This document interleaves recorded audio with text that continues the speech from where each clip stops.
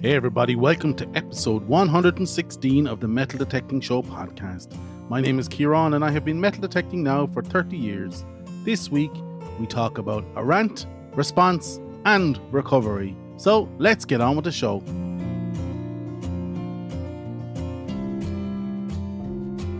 Hey everybody, before we start, I want to thank you for listening to the podcast and I hope you enjoyed the show this week. But before we begin, I want to give you the following information. If you want to give me feedback or interact with the show, please reach out to me on Twitter at DetectingThe or Instagram at the Metal Detecting Show podcast. Or if you want to pop me an email, you can do so to Kieran at themetaldetectingshow.com. If you'd like to buy me a coffee, you can do so on buymeacoffee.com/metal detecting. And lastly, and most importantly, if you like this content, please don't hesitate to tell your friends and don't forget to hit that subscribe button.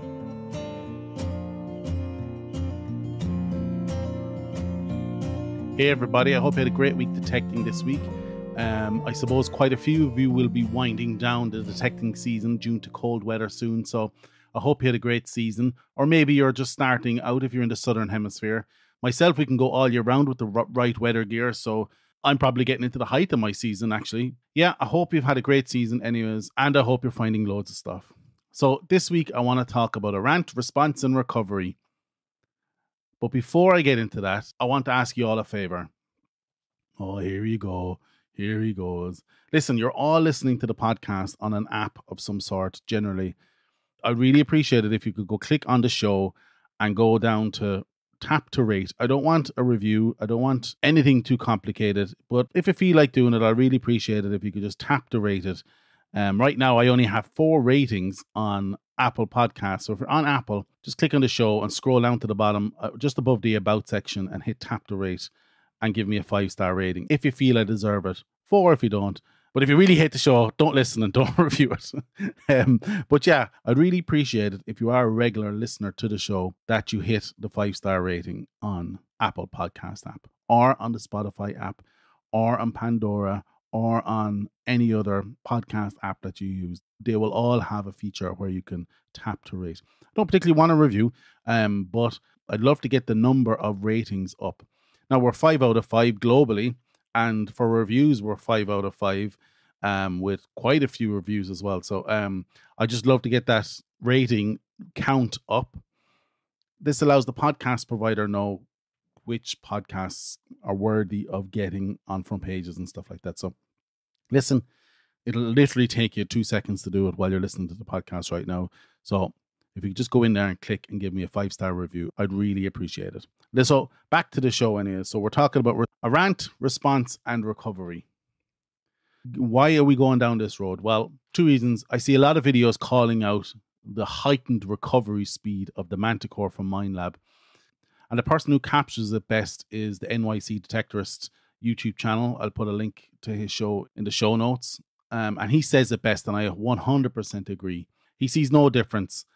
And if you look at the videos that he shows, and you know, he calls out quite a few people in the video, and I agree, and I've seen a lot of these videos where people set up an air test on the ground. They put down 5 or 6 coins and they wave the Manticore or the Equinox or the DS2 over the coins, and they're just whipping it from left to right, and they're going, oh, it's amazing, you can pick out every one of these targets. Yeah, it's, you know, it's a nice visual for YouTube, but it causes me to talk about 2 points this week. The first being air testing. If you're a long time listener to the show, you know what I'm going to say here. Air testing is not accurate. You can see as many guys as you want waving their new detector about, saying how smart I am, I bought this detector and it's so much better than this other detector.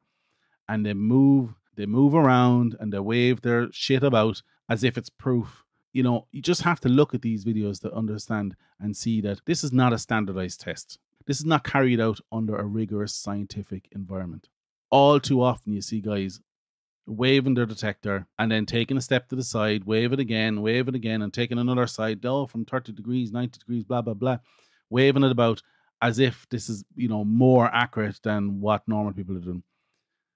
If you're detecting long enough, you know that the aspect you approach a target at will give you a certain type of signal. You move 1 millimeter or 5 millimeters to the side, half a centimeter, half an inch to the side, and wave it again.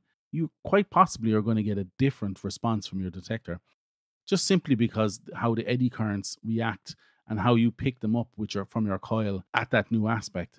From my point of view, air testing is not an accurate measure of some new detector's response or recovery ability. It'll stay like that until the manufacturers standardize and share how they test and what the actual results of their tests are. And that way we can benchmark against each brand to actually see, right, this detector is a little bit better than this detector, blah, blah, blah. You know what I'm saying? So till we have a standardized test from the manufacturers, air testing is not the way to go. The only measure of quality of a detector or performance is when a detector gets in the hands of the masses. I'm talking thousands of individuals who use it over a long period of time and share their experiences. Then you have enough data to make a decision purely based on the sample size. So the minute I see content saying new X is better than Y or Y is better than X, insert your own brands here, lads, I turn off. I swipe left or I close the browser. And I suppose that's my rant over. What prompted the rant is recovery and videos of people displaying the Manticore recovery speed versus any other brand and how it's amazing, but amazingly sounds exactly like the Knox. It leads me to think that a lot of people don't understand the implications of a high recovery speed and its impact to response. You can ask anybody about what recovery speed is. They'll say it's a detector's ability to recover from one signal to the next and its ability to single out good targets on a trashy site. So recovery speed is a feature, I suppose, and it's how quick your detector can recover between targets, reducing the impact of target masking, which is when two or more targets are so close to each other that one target cancels the other out. This could mean, for example, an aluminium pull tab beside a gold ring giving off a pull tab response, resulting in you making the call to ignore the presented target. Now, the manufacturers will lead you to believe that the higher or better the recovery speed, the more target separation you get. And that is true. However, as you turn up your recovery speed, your response speed has to reduce, which results in an unintelligible audio stream, almost like an internet modem. So the goal with recovery speed is to adjust it down till each target gives a separate and clear response, or reduce your swing speed for the same effect. But then it becomes a hunt efficiency question. You don't want to be swinging your coil so slow that you don't cover any ground. Also bear in mind that to locate or coil pinpoint a target when using a very high recovery speed, it's almost impossible, as your coil head will have moved too far off target to allow you to make a good estimation of location, again requiring you to lower your speed. Now, it may be great to have adjustable recovery, and I would recommend that as a basic requirement of an advanced detector, as it allows you to counter for any potential target masking. However, be very, very wary of anybody demonstrating recovery like they're smashing a xylophone. This may demonstrate the effectiveness of the detector's recovery speed. However, it's something that should never be used on max unless you detect in slow motion. Just because a detector can doesn't mean you should. And there's also the fact that now, although the Manticore are claiming this is not an impact, we've yet to see the truth of the matter that having a higher recovery speed reduces your depth. Reduced depth means less ground covered per swing and less potential for good targets. So just be careful what you see in videos or podcasts, even for that matters. I'm not an expert, but this is my point of view on it. But just be careful what you see in YouTube around people demonstrating the DS2 and the Manticore against the Knox or against some other detector, because one, it's not a standardized air test. Two, it's not necessarily good for your hunting technique to have your recovery speed set up high. And three, remember, it's all part of the marketing spin. So right now, I don't see anything that differentiates the Manticore from the Knox, the DS2, the Legend. Only what I see in the marketing or the YouTube videos of people who happen to get their hands on an early model of the detector. And realistically, if you see somebody with a branded detector on YouTube right now before it's released, they are more than likely in the pocket of the manufacturer.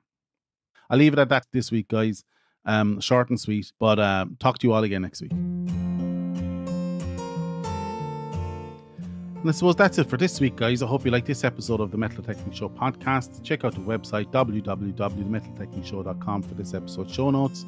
Check out the Patreon page. Check out the Buy Me a Coffee page. Both can be reached with /metal detecting. If you feel like taking your appreciation to the next level, leave me a positive review on any podcast directory of your choice. If you like this content and would like more, please don't hesitate to tell your friends. Don't forget to hit that subscribe button. Don't forget to rate the podcast. And once again, if you've enjoyed this episode, we will chat to you all again next week. Get out there, eyes down, and happy hunting.